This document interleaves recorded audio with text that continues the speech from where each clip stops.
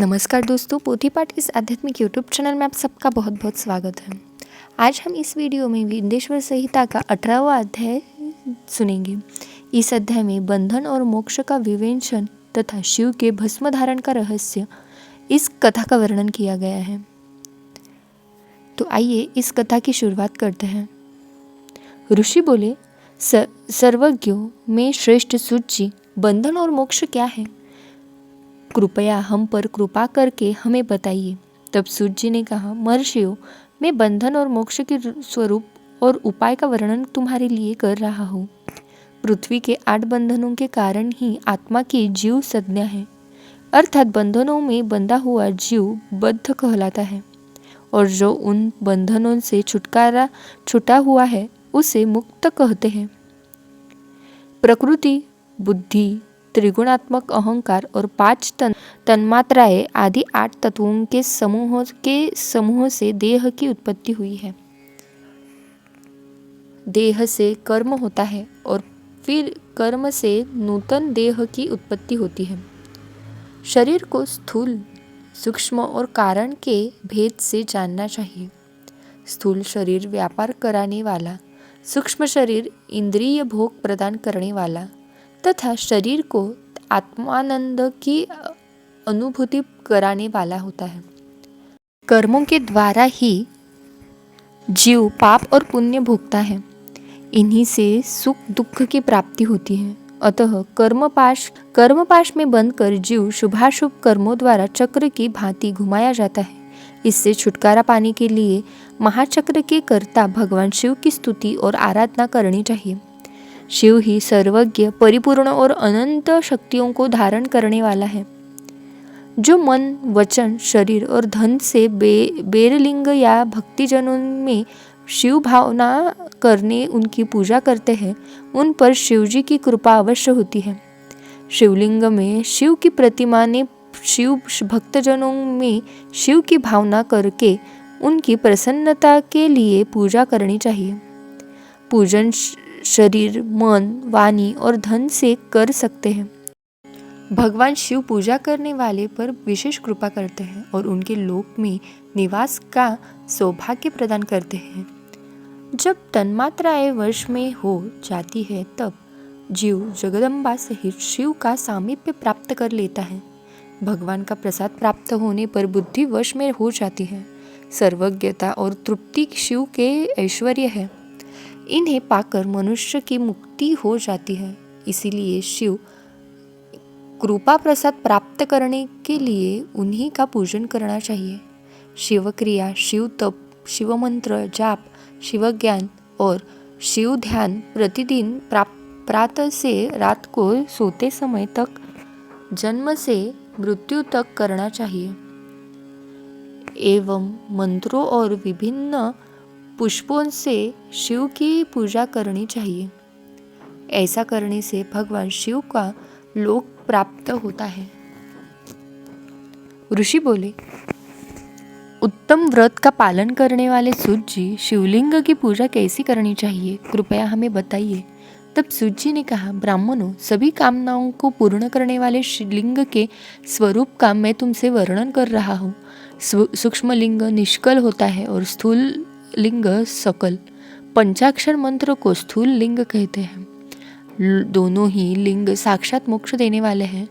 प्रकृति एवं पौरुष लिंग के रूपों के बारे में एकमात्र भगवान शिव ही जानते हैं और कोई नहीं जानता।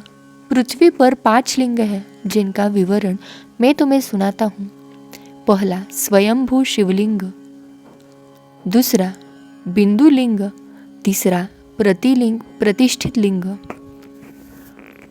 चौथा चरलिंग और 5वां गुरुलिंग है। देवर्षियों की तपस्या से संतुष्ट हो उनके समीप प्रकट होने के लिए पृथ्वी के अंतर्गत बीज रूप में व्याप्त हुए भगवान शिव वृक्षों के अंकुर की भांति भूमि को भेद कर नादलिंग के रूप में व्यक्त हो जाते हैं। स्वतः प्रकट होने के कारण ही इसका नाम स्वयंभू लिंग है।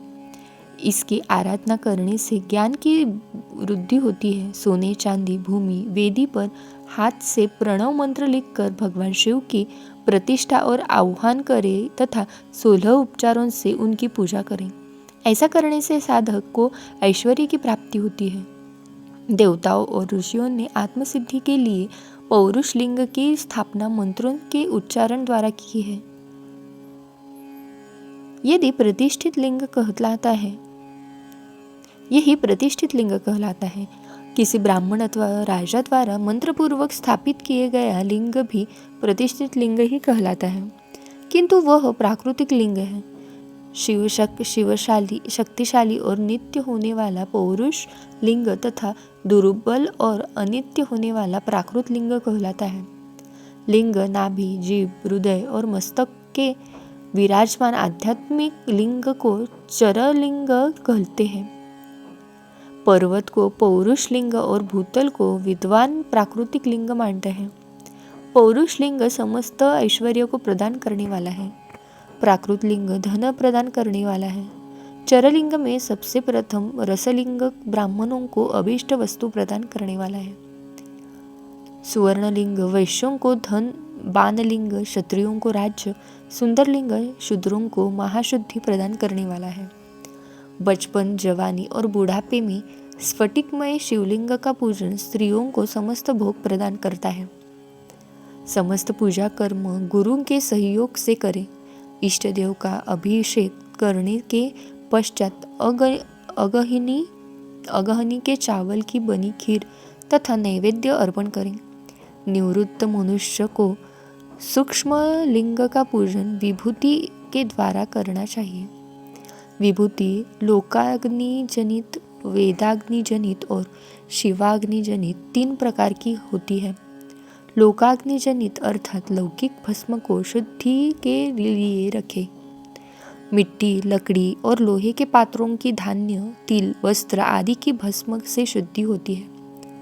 वेदों से जनित भस्म को वैदिक कर्मों के अंत में धारण करना चाहिए। मूर्तिधारी शिव का मंत्र पढ़कर बेल की लकड़ी जलाए। कपिला गाय के गोबर तथा शमी, पीपल, पलाश, बड़, अमलताश और बेर की लकड़ियों से अग्नि जलाए। इसे शुद्ध भस्म माना जाता है। भगवान शिव ने अपने गले में विराजमान प्रपंच को जलाकर भस्म रूप से सार तत्व को ग्रहण किया है। उनके सारे अंग विभिन्न वस्तुओं के सार रूप है। भगवान शिव ने अपने माथे में तिलक में ब्रह्मा, विष्णु और रुद्र के सारस तत्व को धारण किया है। सजल भस्म को धारण करके शिवजी की पूजा करने से सारा फल मिलता है। शिव मंत्र से भस्म धारण कर श्रेष्ठ आश्रमी होता है। शिव की पूजा अर्चना करने वाले को अपवित्रता और सूतक नहीं लगता। गुरु शिष्य के राजस, तामस और तमोगुण का नाश कर शिव का बोध कराता है। ऐसे गुरु के हाथ से भस्म धारण करनी चाहिए। जन्म और मरण सब भगवान शिव ने ही बनाए हैं, जो इन्हें उनकी सेवा में ही समर्पित कर देता है वह बंधनों से मुक्त हो जाता है। स्थूल सूक्ष्म कारण को वश में कर लेने से मोक्ष की प्राप्ति होती है। जो शिव की पूजा में तत्पर हो, मौन रहे, सत्य तथा गुणों से युक्त हो, क्रिया जाप तथा तप करता रहे, उसे दिव्य ऐश्वर्य की प्राप्ति होती है तथा ज्ञान का उदय होता है। शिव भक्त यथा योग्य क्रिया एवं अनुष्ठान करे तथा धन का उपयोग करे। शिव स्थान में निवास करे।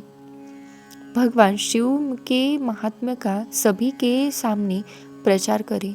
शिव मंत्र के रहस्य को उनके अलावा कोई नहीं जानता है, इसीलिए शिवलिंग का नित्य पूजन करें। यह 18वां अध्याय यही पूर्ण हुआ। हर हर महादेव।